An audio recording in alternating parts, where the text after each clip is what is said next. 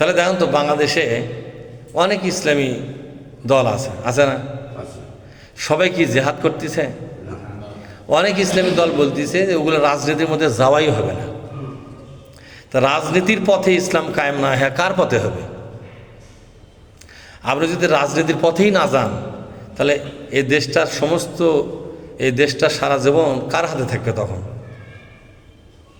যারা রাজনীতি করে খায় দেশটা তারাই নেবে না? এই সাধারণ কথা বোঝেন না আপনি? যদি আপনি জেহাদ না করেন তাহলে দেশটা কার হাতে যাবে ভাই? তাও বুঝে পাচ্ছে না। আপনি যদি কোরআন কায়েমের জেহাদ না করেন তাহলে বাংলাদেশটা কার হাতে যাবে?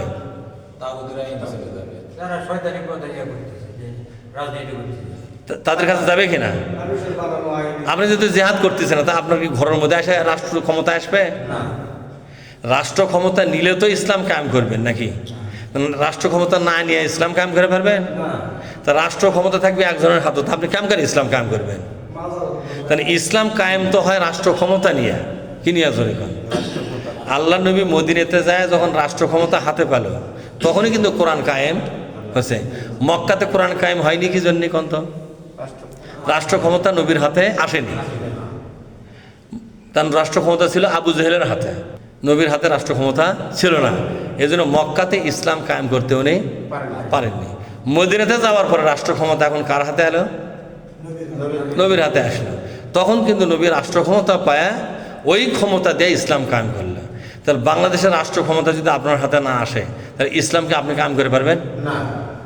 তা রাষ্ট্র ক্ষমতা থাকলো একজনের হাতে, আর আলেম ওলামারা বলছে আমরা ইসলামের রাষ্ট্র ক্ষমতা কায়েম করবো, খেলাফত চাই। এই যে খেলাফত কায়েম করে কায়েম করবেন আপনি? রাষ্ট্র ক্ষমতা হাতে না আসা পর্যন্ত খেলাফত কায়েম হওয়ার কথা কায়েম করাই যাবে না। এই পৃথিবীতে যে জায়গাতে ইসলামী বিপ্লব হয়েছে, ইসলাম ক্ষমতায় গেছে, তা রাষ্ট্র ক্ষমতার মাধ্যমে। কোন ক্ষমতার মাধ্যমে? রাষ্ট্র ক্ষমতার মাধ্যমে। তা আল্লাহ পাক বলছেন আর জেহাদটা হলো রাষ্ট্র ক্ষমতা আপনার হাতে নেওয়া আন্দোলন। যে রাষ্ট্র ক্ষমতা হাতে নেয় সে রাষ্ট্র ক্ষমতা হাতে নেওয়ার আন্দোলন। এবং এই রাষ্ট্র ক্ষমতা হাতে পেলে তখন আপনি কোরআনের রাজনীতি, কোরআনের অর্থনীতি, কোরআনের শাসন ব্যবস্থা আপনি কায়েম করতে পারবেন। তাহলে এই আন্দোলনে যারা নামবে না, আল্লাহ পাক বললেন তাদের ঈমান মিথ্যা। তাদের ঈমান কি? মিথ্যা।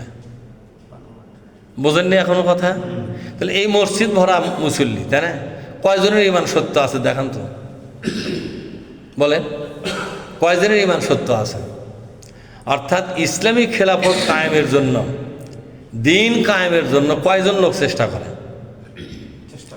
এই ময়দানে যাদের চেষ্টা নাই তাদের ঈমানও মিথ্যা হয়ে যাবে। কি হয়ে যাবে জোরে বলুন? ঈমানটাও মিথ্যা হয়ে যাবে।